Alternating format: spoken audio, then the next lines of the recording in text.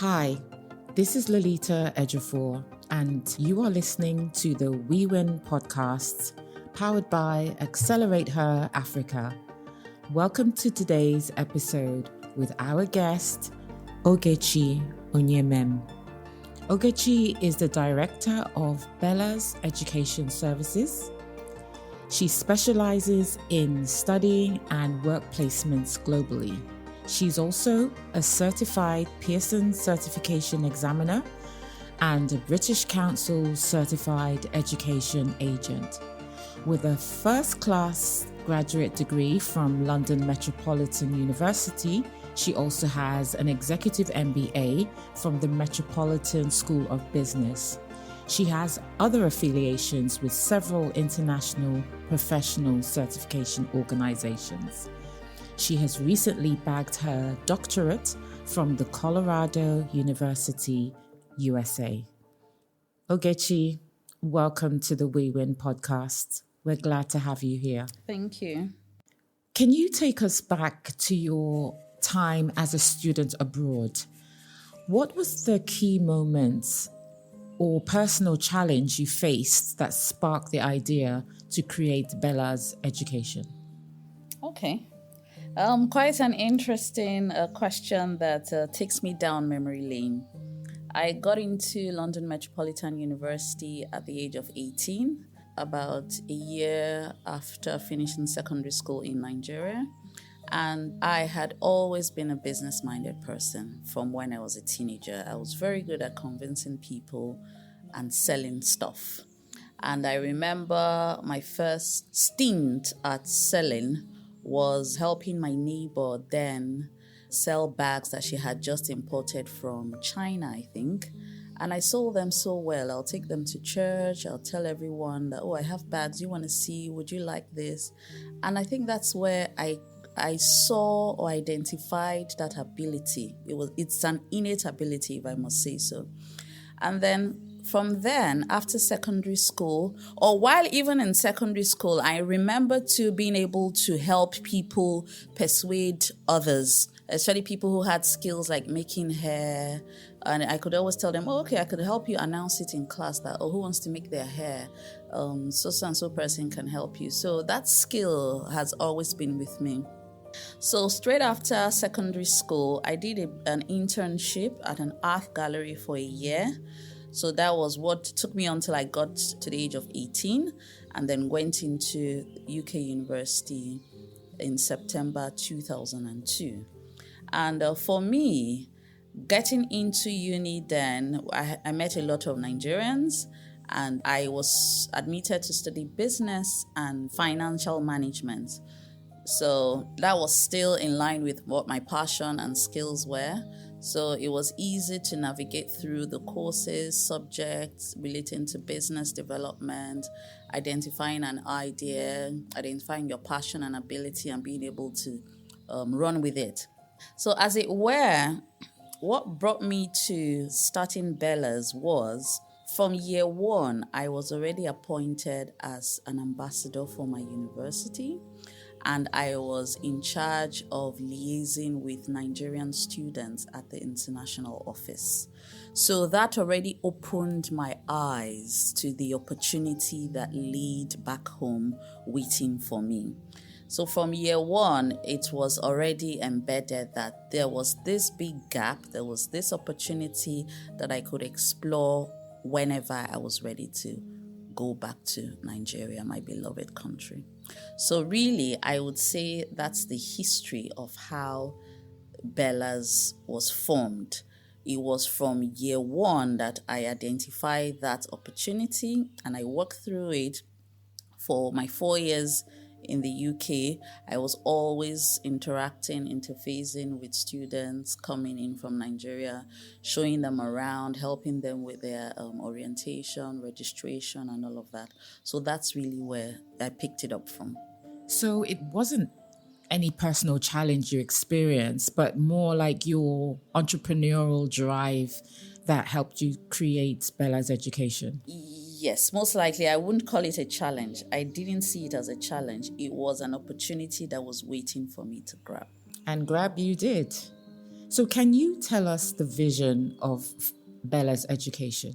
Yes, so for Bella's education, consult, education services, trainings, things associated with educational advancement was more of an avenue to bridge the gap. The gap could be knowledge gap, could be information gap, could be the opportunity or the ability to look outside of your immediate surroundings. That's great. So, how do you believe the university curriculum should be structured to equip young people to face today's realities? Okay, I would say that I'm someone who is very passionate about entrepreneurship.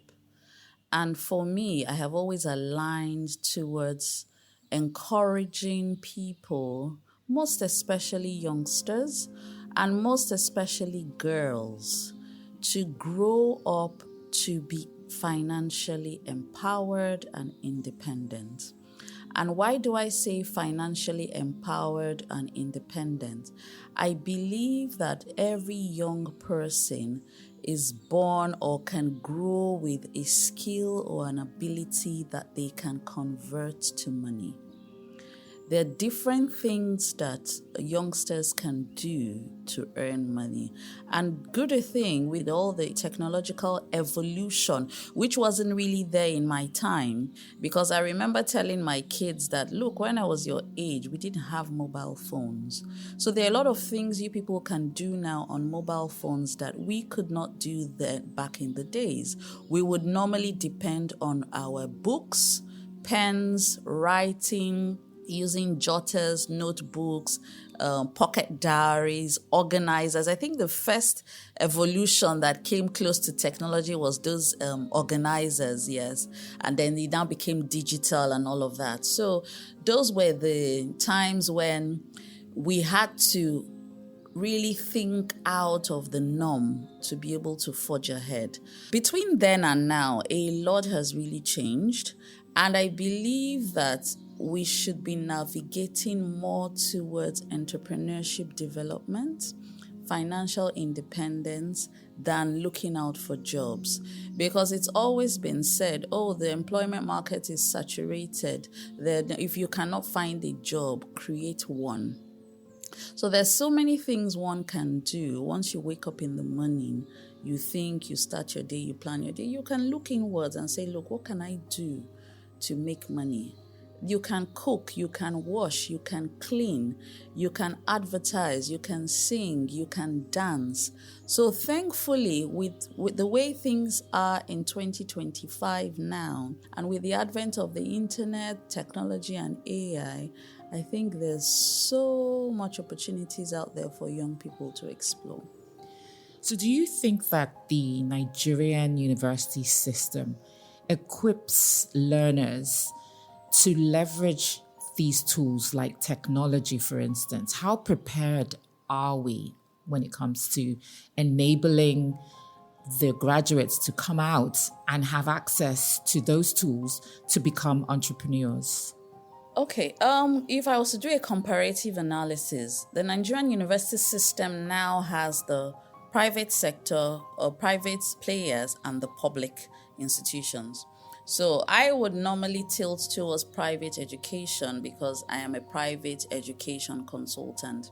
With the private universities that have emerged over time in Nigeria, I would say that a good number of them are tilting towards entrepreneurship development by the courses that they offer, they advertise, and the curriculum that they teach. With the public institutions, I believe that there's still a lot more that should be done and can be done, but it still boils down to the students. Because you can go into the four walls of a university, you can be on campus, but you can be that person on campus that makes an impact. And how do you make an impact? There are a lot of entrepreneurs today who I remember vividly and clearly that would always say their stories go back to their days in university. And like I said, in our time, we didn't have the internet, we didn't have mobile phones. So we had to do a lot of persuasive, direct marketing and engaging people. But nowadays, with technology, with the internet, and with all the digital options available to undergraduates on campuses and universities nationwide Nigeria, there's a lot that they can do independently as entrepreneurs and not necessarily wait for the institution where they're studying. Yes, I totally agree with you. They need to learn to take responsibilities for their learning. Building on that, what's your take on the view that even in its role as a justification for work, there is a growing lack of trust from many employers in the graduates of our local universities? Okay, talking about trust. Trust has always been a major factor to consider when taking on people to work for entrepreneurs or to work for an employer, for instance, because you have to be sure that the person, the employee coming on board, shares the same vision and their interest aligns with the goals of the company. If not, there will definitely be friction, there will be a breach of expectations and breach of delivery or breach of performance and things like that. Now, there are a good number of students or graduates who come out and are not employable. And why would I say that they're not employable? They did not go the extra mile to actually add more to what they've gotten from the universities. A lecturer comes into class and teaches. He doesn't care if everyone shows up. His role is to teach and leave or offer the lecture and go away. But the onus is on the students to do more, do your own research, find out more that you can add to what you've been taught. How do you now make yourself a complete package when you have finished school? It's by the way you participate in extra curricular activities, things like seminars, workshops. I see that being organized regularly now on campuses and in universities. It's a good avenue for undergraduates to attend so that way they can learn more, they can get exposures that are needed to keep them at par with their contemporaries abroad. Because as it were, Nigeria, Africa, we're still termed as third world or developing countries. So the Western nations are far ahead of us. So how do we meet up? You have to be willing to come out of the box. You're boxed in an institution where, it's just lecture every day, in and out. What can you do differently? So like I would still say, the onus is on the students to go the extra mile to make sure that they can create a competitive advantage for themselves. So, in line with what you've just said about taking ownership of their experience, their learning experience and capabilities, there will be those that would make the decision to go abroad to study.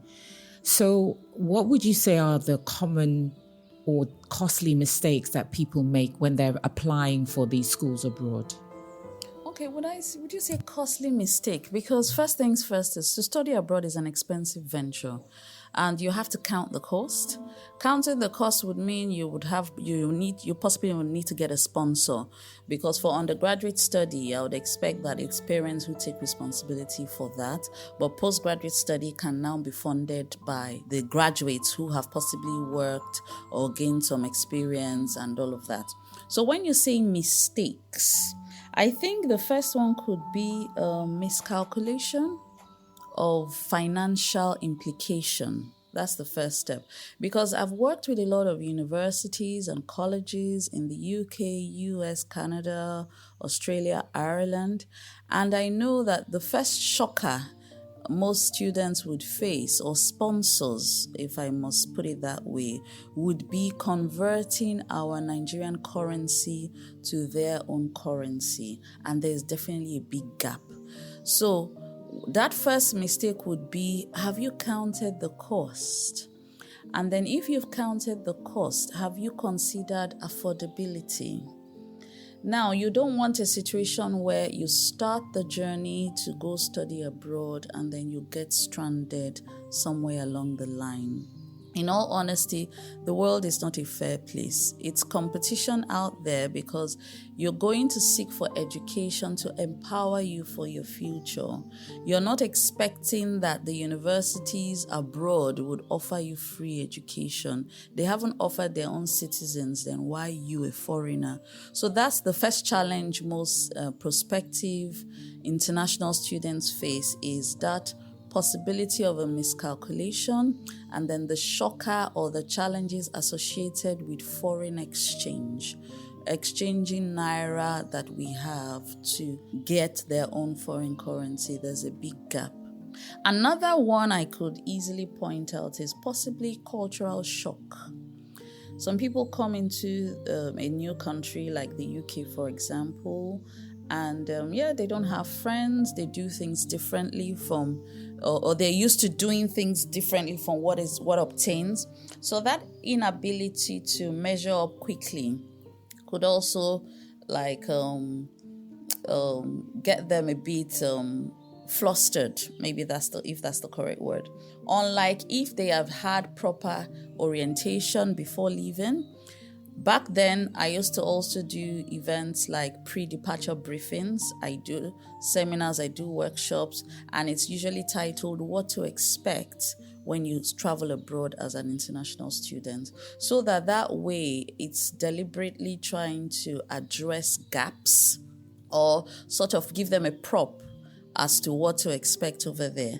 I'll just give you a quick example. I was in Aberdeen recently, and I heard of a student at the University of Aberdeen, a Nigerian student, unfortunately, who has just been sent out of the university because he went into a park and saw rabbits and decided to snatch one of the rabbits to go away for his own personal consumption. Now, in our country, we eat rabbits. So that felt like he didn't think that he was doing anything wrong. So that's just a typical example of a culture shock. If people are well informed of the differences in cultures, in practices, in traditions, in expectations, and even in courtesies, I believe that would go a long way. So that's usually the mistake. And then maybe they don't also do enough research. There's also things like, I've also had situations where people go out to dinner or to lunch or in a date, and then as a typical Nigerian girl, you expect that the guy pays 100%. And from where we're coming from as a Nigerian girl, if he doesn't meet up, it's already a breach of expectation. So those are the things that it's important you find out or you know about, so that it guides your behavior, it guides your association with friends, and then it just guides your expectations and gives you the ability to assimilate or integrate properly in the foreign community. Absolutely agree with you. Definitely recommending research before you go into that country, so you're not in culture shock. You help people choose the right school, which goes far beyond just looking at rankings. What are one or two factors a student should consider when looking for a place where they will truly thrive? Okay, so first things first, I always look out for stories from others. So you would look at things like history, student life, testimonials. So testimonials from previous students who have thrived, who have achieved success in whatever fields they have chosen, which could have been entrepreneurship, it could be sciences, it could be medical, whatever. So that would also help based on the skills or the passion or the interest of the intending students. Now, I go far beyond Ivy League. I go far beyond prestige and all of that, because studying abroad is an opportunity that people from different economic classes in Nigeria want to explore. And obviously, we have the upper class, we have middle class, we have people who come from struggling backgrounds. We even have people who are possibly funded by their family members to make them the sort of lifeline that they can have in their family. So, yes, you wouldn't say, you must go to an Ivy League institution when your family members are the ones contributing money to pay. What should matter should be, where can you go that can suit the budget that you have possibly? Then what are the opportunities post-graduation when you finish? What are the possible visa allowances or restrictions by the government of the country? Because it varies. And then who can you associate with or liaise with as a mentor or a role model? And then what's really your career plan after studies? For me, I use myself as an example because I already knew that I always wanted to run my own business. So I've never really found myself in a situation where I looked for a job. When people say, oh, your CV, I said, have I really ever done a CV for myself? I know how to put together a fantastic CV, but I don't think I've ever been at a point where I've had to put up my CV to say I'm looking for an employment. But rather, I have always been the employer who looks through CVs sent to me. Now, why do I say this? As far back as year 3 in the UK, when I was getting to my end of studies, I already knew I wanted to come back to Nigeria to explore.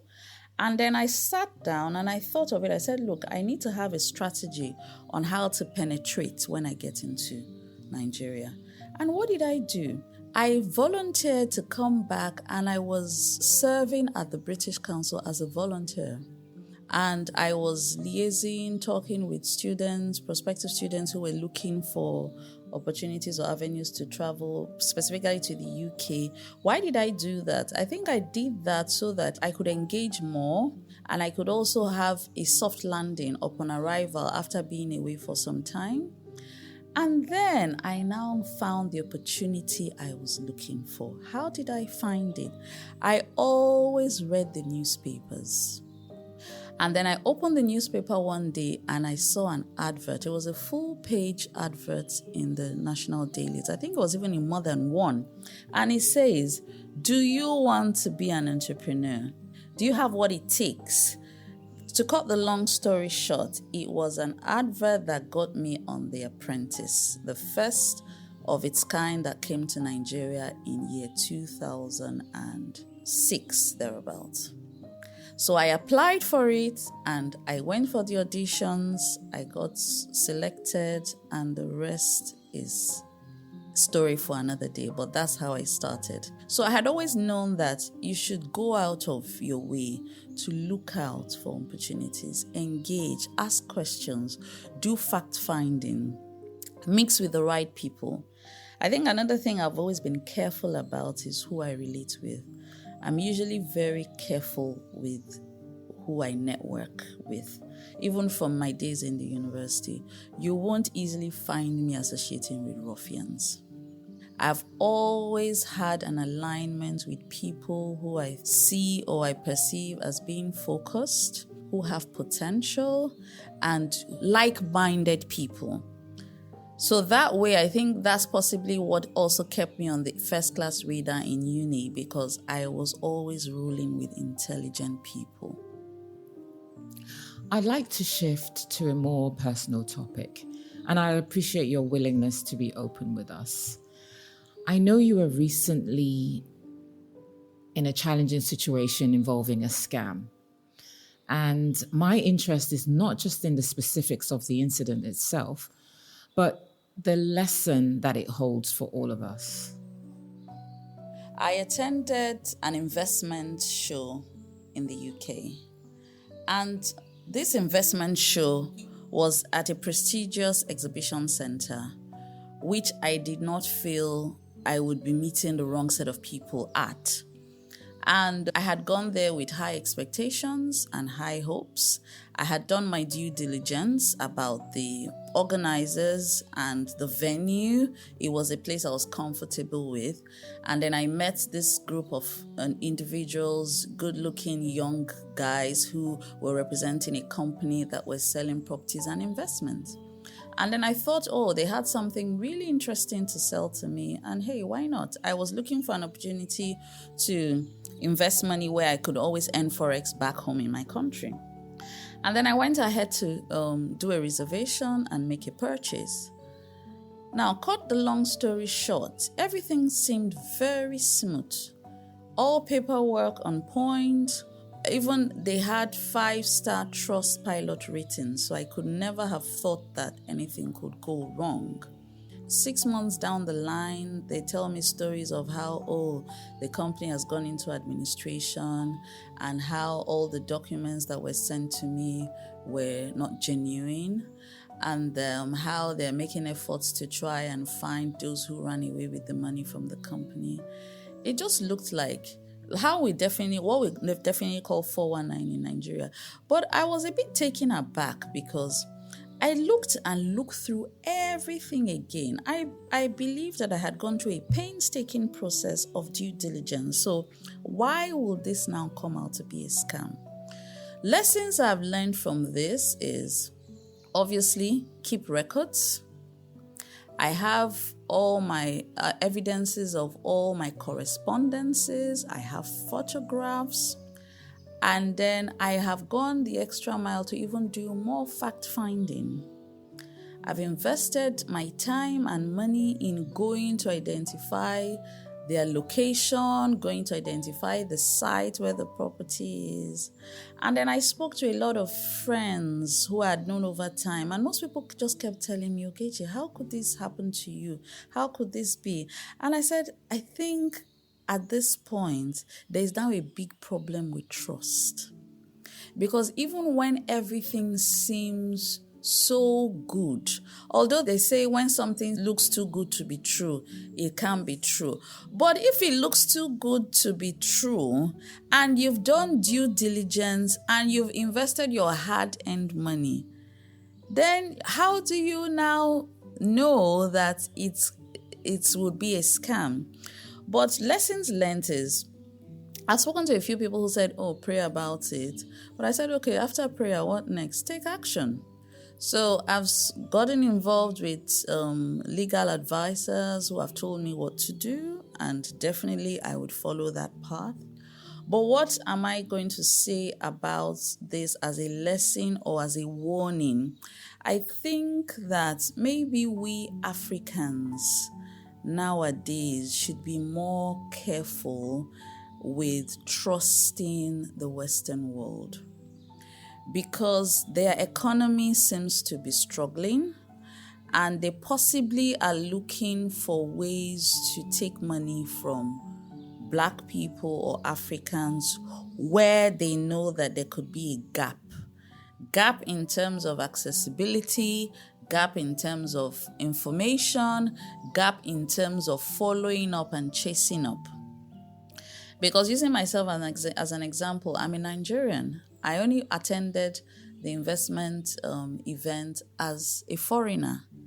What if the country does not allow me enter their country anymore? How do I get my money back? So those are the issues. Not everything you see online is real. But even in my own case, it was not just online. This was even still physical. Thankfully, while studying business in school, there's also a course called business law.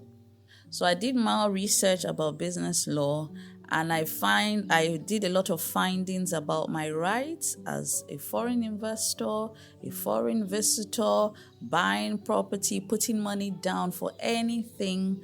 And then I have been able to identify all the breaches and all the lies that were told, and I've been advised on what actions to take. When I say being advised on action to take, sometimes people will say, just let it go. There's nothing you can do about it. There is something I can do about it.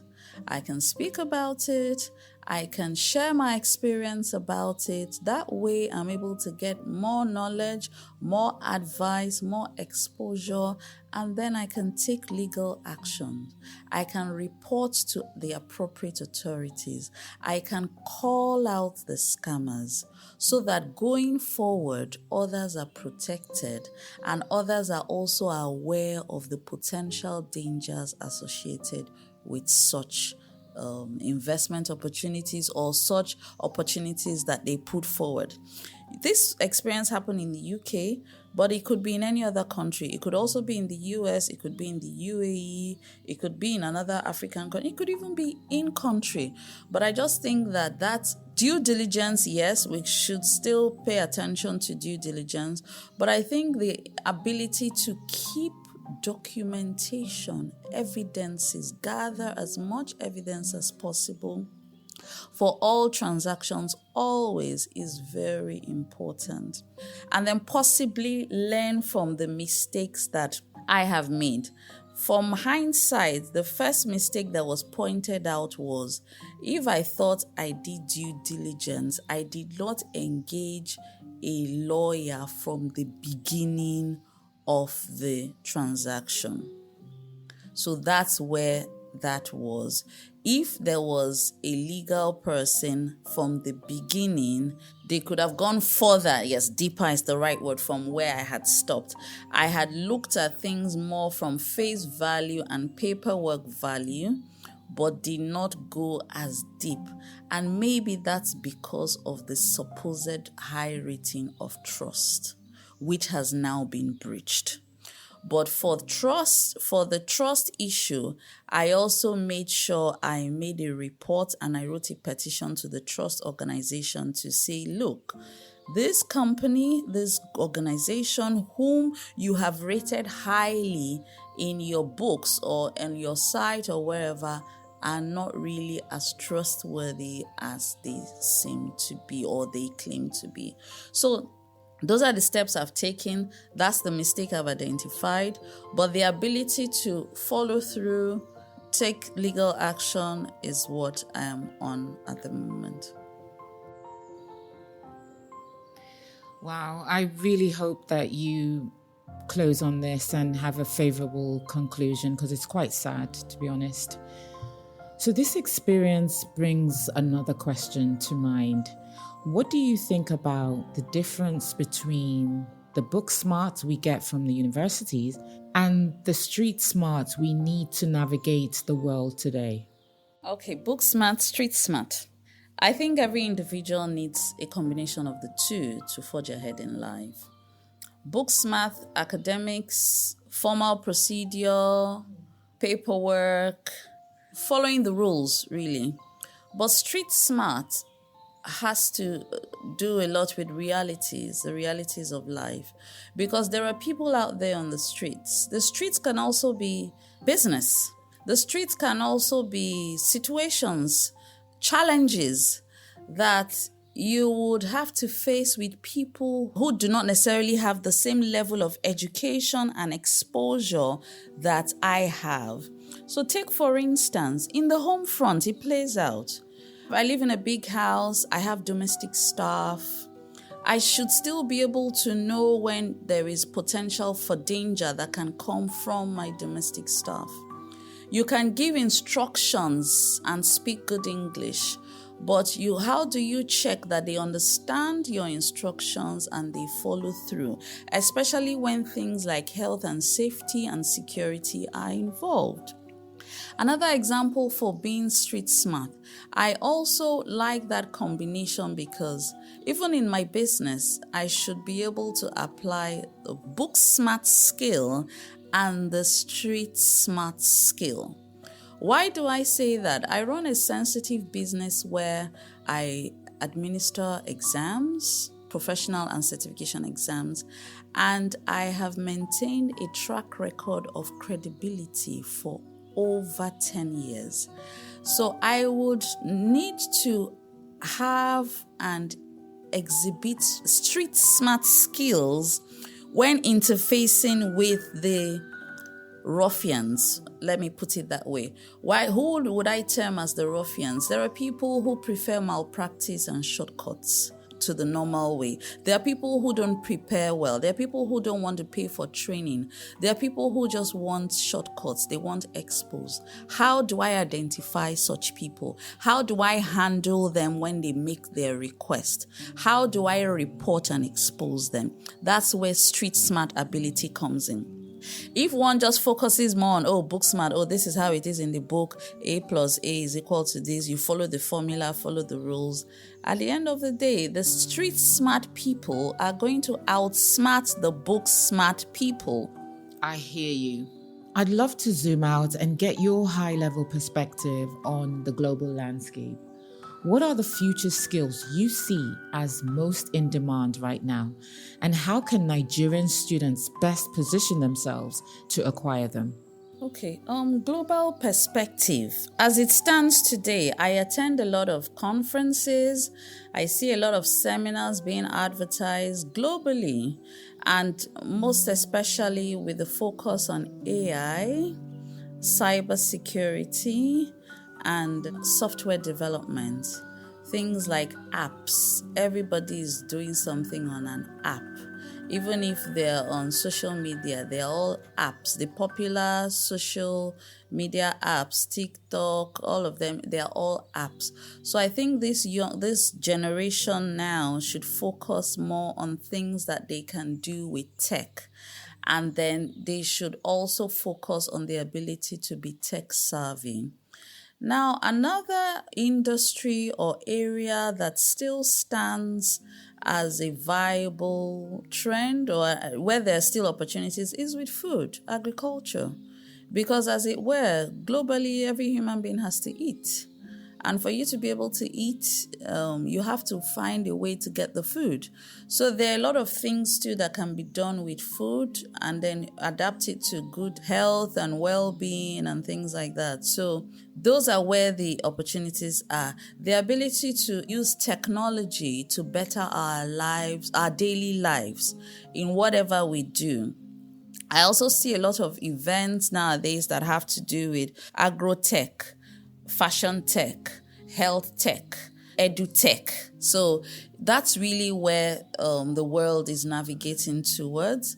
And I think that it's important that the younger generation upskill to be able to meet up and even forge ahead. That's very true. That's the world we live in today. When Nigerians go abroad, what unique strengths, perspectives, or qualities do you find they bring to the table? So in a competitive global classroom, what makes a Nigerian student stand out?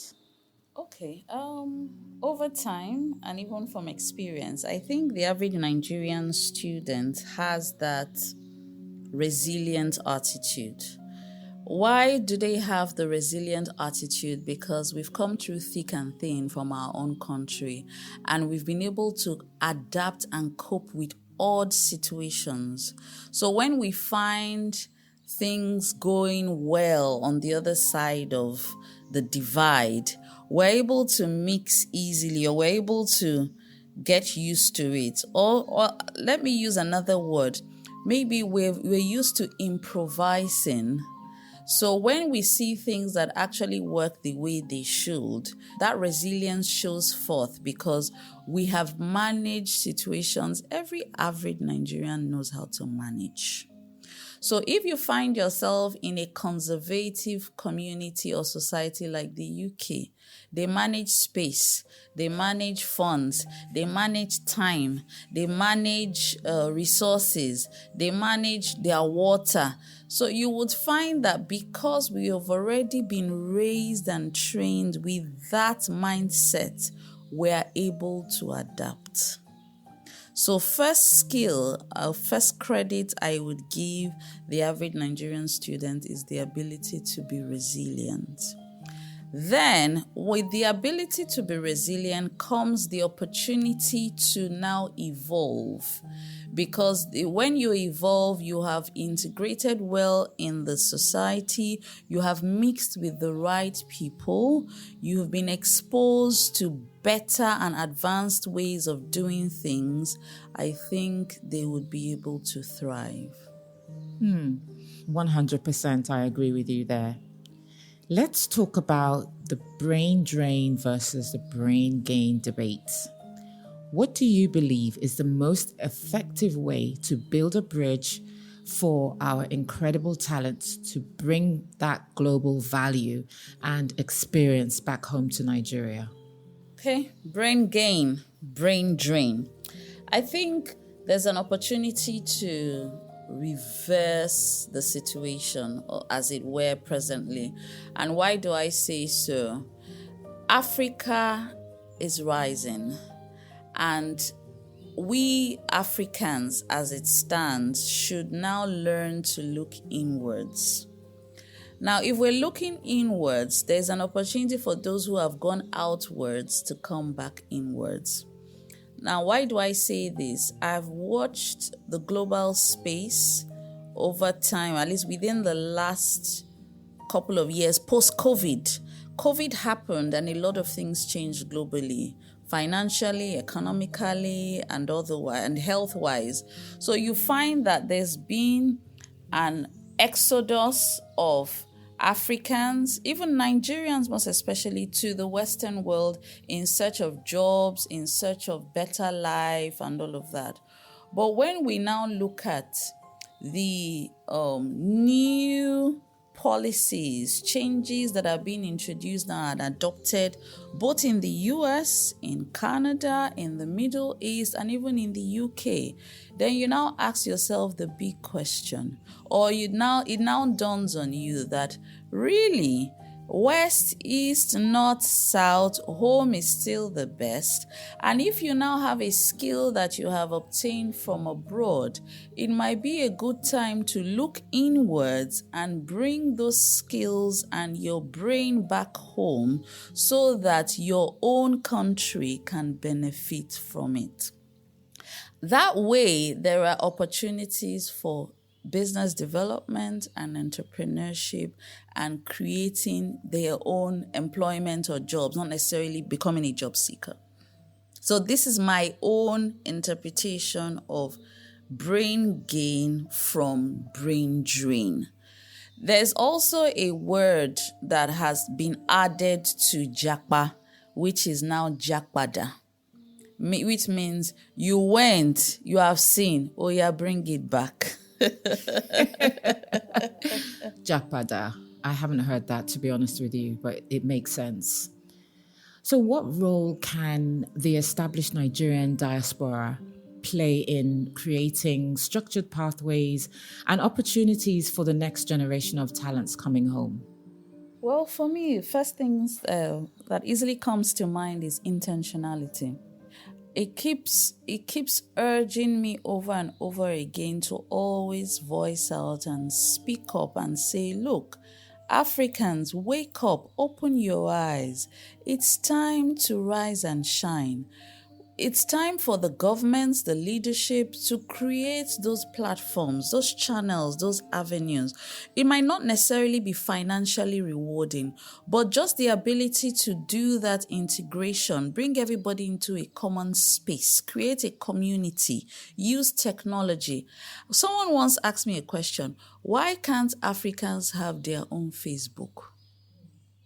It's a big question. It's possible, it's doable, it's an application, it's technology. Where anything you want, liaise with, just check African something. If you want to, if you even have a dream of marrying somebody, a Kenyan, start going. There should be a site where you can go and you're just seeing is people from Kenya. If you want to travel to Uganda, or you've heard of a place of interest, Victoria Falls or Victoria, where is that? I can't remember. You should be able to. So this is the time for us to look inwards and see what we can create with our own resources, with our own space. The government does not necessarily have to spend money to use that as an incentive to engage people. But just that platform, a channel, a pathway, and advocacy can go a long way in shifting the orientation, more like to make us now look within our own region than hoping and looking outward, even health-wise. There are a lot of doctors and nurses that have left the shores of Nigeria to go and practice in the UK, in the US, in Canada. They thrive well there because they already have their resilient skill that they've brought from their home country. But now they see that their skills, their exposure that they have gone to give abroad is also needed back home. So this is a good time for them to look at ways to come back. And how would this be achieved? The government just has to be intentional in whatever avenues they create to bring all of us together, and then we can all brainstorm. That's a great vision. I absolutely agree with that. So the final question, are you spiritual? And if you are, how does it impact your daily life, in your personal affairs as well as in your business? Okay. So yes, I'm a practicing Christian, and I am filled with the Holy Spirit, and I am a God-fearing person. In whatever I do, I believe a lot in morals, and I know the difference between right and wrong. And I should always choose to do what is right, even if everyone else is not doing that. So yes, I am led by the Spirit of God. I pray, I sing, I read my Bible, I go to church, and I practice what is preached to me. I grew up in a Christian home. My parents are practicing Christians. They're even leaders in the church. My siblings were all Christians. So yes, I'm a spiritual person. Yes, I believe in God. I believe in the Holy Trinity. And I must say that all through my life, I have enjoyed the favors, the blessings, and the mercy of God. Ogechi, it's been an absolute pleasure having you here with us today. Thank you so much for joining us, and we hope to speak to you soon. Thank you. That was so insightful. So I want to say to young people who want to study abroad, there's absolutely nothing wrong with it. You're gaining knowledge and insights and skills, but do well to bring them back home and build our nation and make it great. So I want to say a huge thank you to all of you listening here today. And in the spirit of education, make yourself a promise to learn something new each day. Take care and bye-bye.